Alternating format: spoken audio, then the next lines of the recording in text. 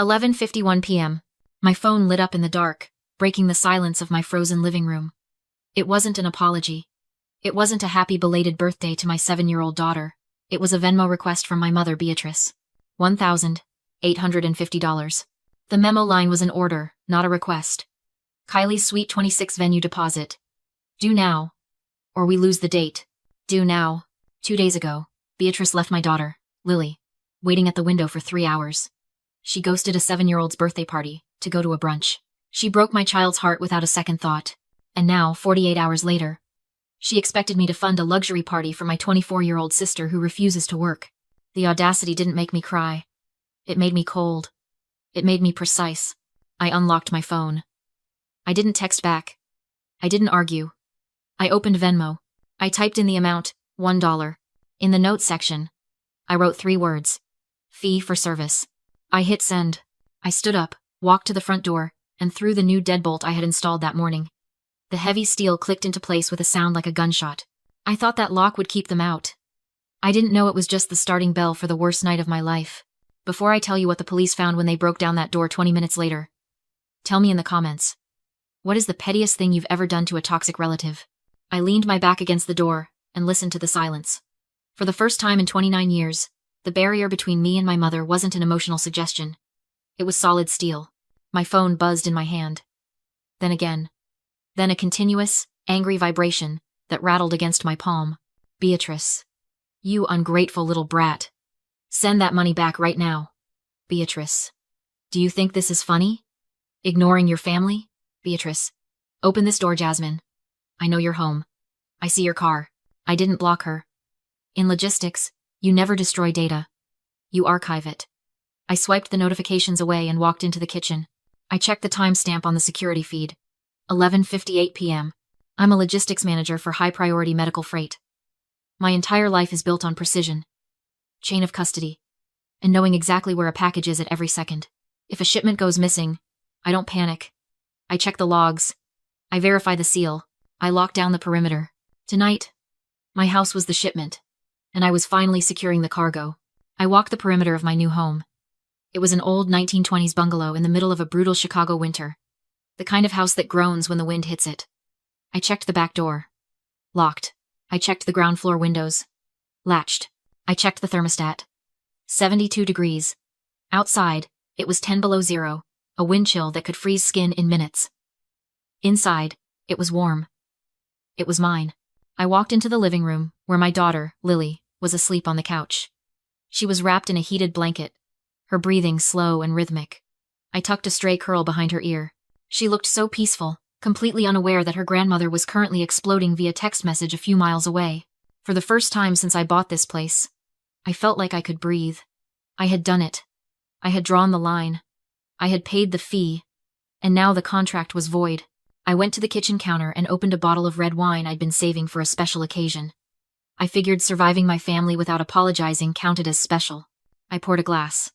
The dark liquid swirled, catching the light from the overhead lamp. I watched it settle.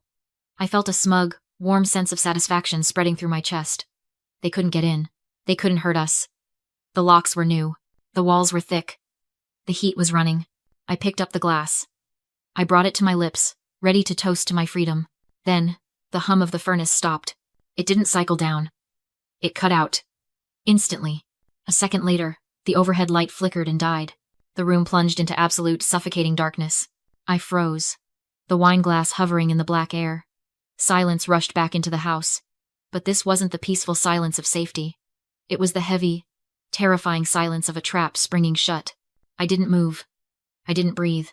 In the pitch black, the silence of the house was so absolute it felt heavy, pressing against my eardrums. Then came the sound that stops your heart.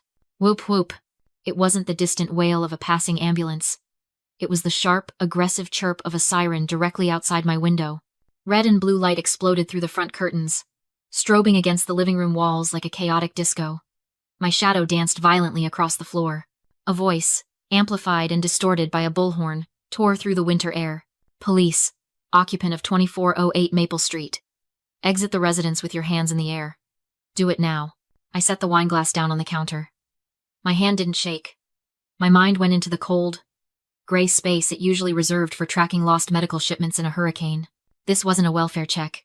You don't bring bullhorns and strobes for a wellness check. This was a high-risk stop. This was swatting. Beatrice hadn't just called the police. She had weaponized them. I looked at the thermostat on the wall. The digital display was dead, but I could already feel the temperature plummeting. It wasn't just the power outage. The house was losing heat, violently. Faster than it should. I realized then why the furnace had cut out so abruptly. She hadn't just called 911. She had gone around the back. She had physically tampered with the gas line. She was trying to freeze us out. Lily sat up on the couch, rubbing her eyes, the red and blue lights reflecting in her terrified pupils. Mommy? What's happening? I moved to her instantly, crouching low. It's okay, baby. It's just a loud noise. We have to go outside for a minute. It's cold, she whispered, her teeth already starting to chatter. I know. Keep the blanket. I walked to the front door. The pounding started. Heavy, authoritative fists against the wood. Open the door, or we will breach. I unlocked the deadbolt, the same lock that had given me such comfort 5 minutes ago, and swung the door open. I was blinded. Spotlights from 2 cruisers hit me in the face. I squinted against the glare, raising my empty hands high. Through the haze of light, I saw them. 3 officers, weapons drawn, taking cover behind their doors. They were ready for a firefight. Hands! Let me see those hands! The lead officer screamed, his hand hovering near his holster. I am unarmed! I shouted back, my voice clear and loud. I am exiting the house. With my daughter. I stepped onto the frozen porch. The wind hit me like a physical blow. 10 degrees below zero, cutting right through my thin sweater. And then I saw her, standing safely behind the line of police cars, wrapped in a thick fur coat, was Beatrice. She wasn't cowering. She was pointing. That's her! Beatrice shrieked, her voice shrill enough to cut through the wind. She has a knife. She's on drugs. She's holding my granddaughter hostage. Officer, don't let her hurt the baby. She was performing. It was the greatest role of her life. The grieving grandmother, the savior, the victim. She looked at me, and for a split second, the mask slipped. She smiled, a tiny, tight smile that said, "You thought a lock could stop me?" The officer rushed up the steps, grabbing my wrist and spinning me around. Turn around. Do it now. Cold steel clicked around my wrists. Not the lock of my door. The lock of handcuffs. Lily screamed. Mommy! I've got the child! Beatrice yelled, surging forward past the police line, her arms open wide like a vulture's wings. Grandma is here, baby. Grandma saved you from the bad mommy. I stood there, shivering in the snow, metal biting into my skin, watching my mother rush toward my daughter while the police held me at gunpoint. The officer shoved me against the siding of my own house. The rough wood scraped my cheek. Spread your legs. Do it now. I did as I was told. I felt his gloved hands patting me down, searching for the knife my mother said I had, searching for the drugs she said I took. 10 feet away, Beatrice was weeping into the collar of her fur coat, putting on a performance worthy of an Oscar. Please, officer, be gentle. She's not herself. She's having a psychotic break. A psychotic break. That was her favorite narrative. If I was crazy, then everything I said about her was a delusion. If I was crazy, she was the victim. For a second, looking at her triumphant, tear-stained face, I asked myself the question everyone asks when they hear my story. How did I let it get this far? I'm a grown woman. I manage millions of dollars in freight. I negotiate with union bosses and customs agents. So why was I standing here, handcuffed in my pajamas, letting a woman who hadn't worked a day in 20 years destroy my life? It wasn't weakness. It was training. They trained me like a service dog. From the time I was 5, the command was simple. Sit. Stay. Pay. I didn't know the leash was imaginary. Until they kicked my daughter. I closed my eyes against the flashing blue lights. And for a split second, I wasn't on my porch. I was 18 years old, standing in our kitchen, holding a rejection letter from a student loan provider. I had been accepted to my dream school. I had a scholarship. All I needed was a small loan for housing. But the bank said no. They said my debt-to-income ratio was too high. I didn't have any debt. I didn't even have a credit card. But Beatrice did.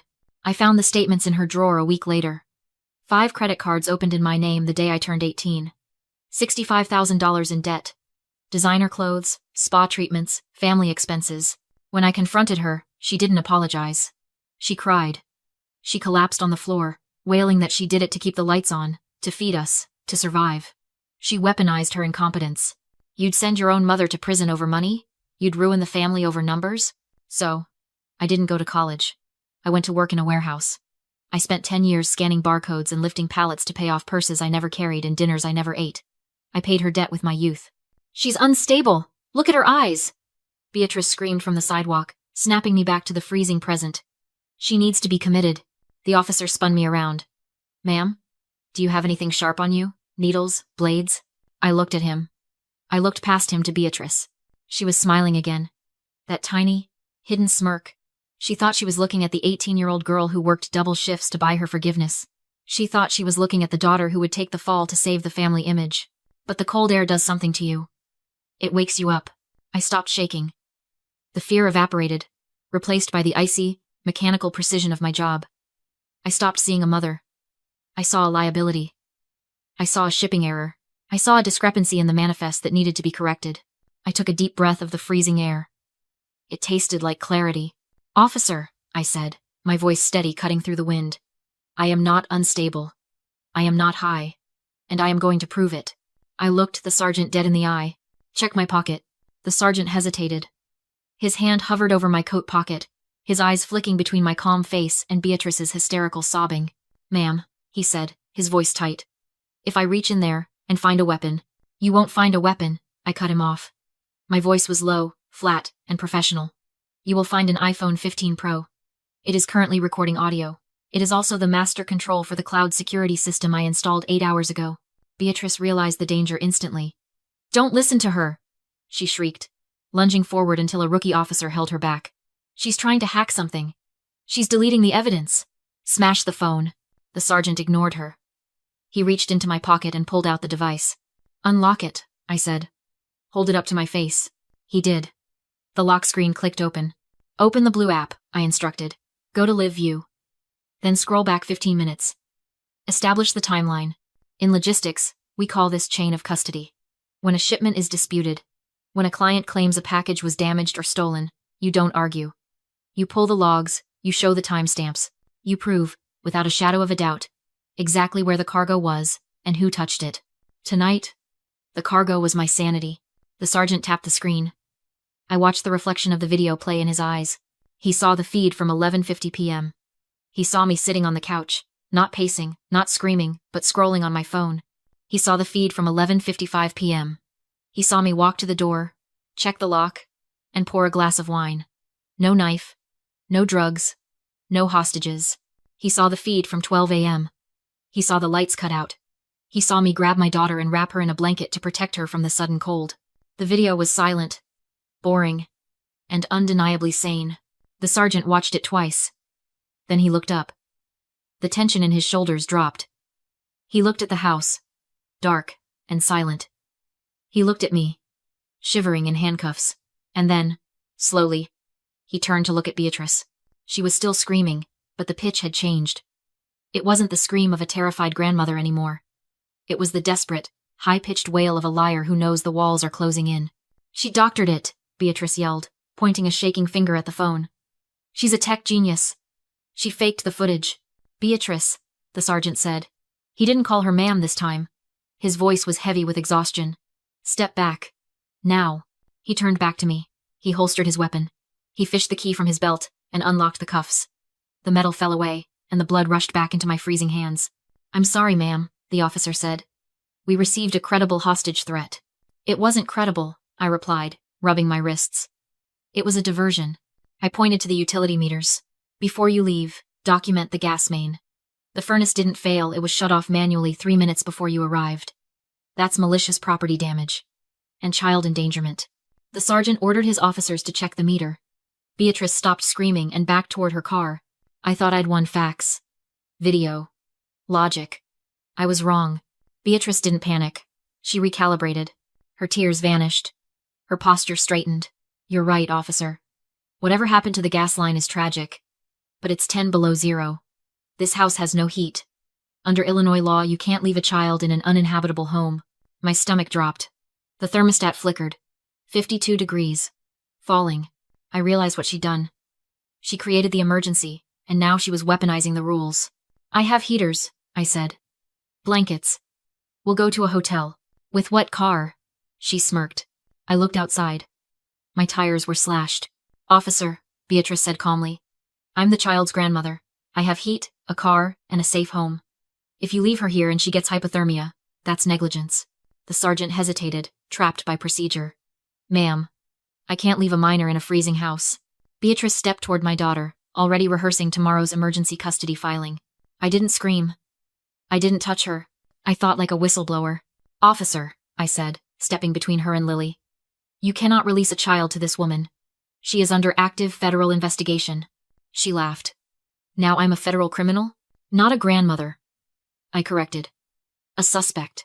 I handed the sergeant a sealed envelope stamped U.S. Postal Inspection Service. Aggravated identity theft and wire fraud. There's a federal arrest warrant inside. Run her ID. The sergeant opened it. His face changed. Dispatch confirmed the hit. Beatrice Allen, he said sharply. Turn around, hands behind your back. Her mask shattered. You trapped me. No, I said. I audited the books. She had stolen over $100,000 using my identity. I'd let it happen long enough to cross the felony threshold. When she used the mail to facilitate the fraud, it became federal. The cuffs clicked shut. As they drove her away, the sergeant reopened the gas valve. The furnace roared back to life. I locked the door, wrapped Lily in a heated blanket, and kissed her forehead. Is Grandma coming back? She asked. No, I said. She's gone. For good. The thermostat climbed. The house warmed. Sometimes you don't survive by proving you're innocent. You survive by proving the other side is criminal. If you're waiting for a sign to cut them off, this is it.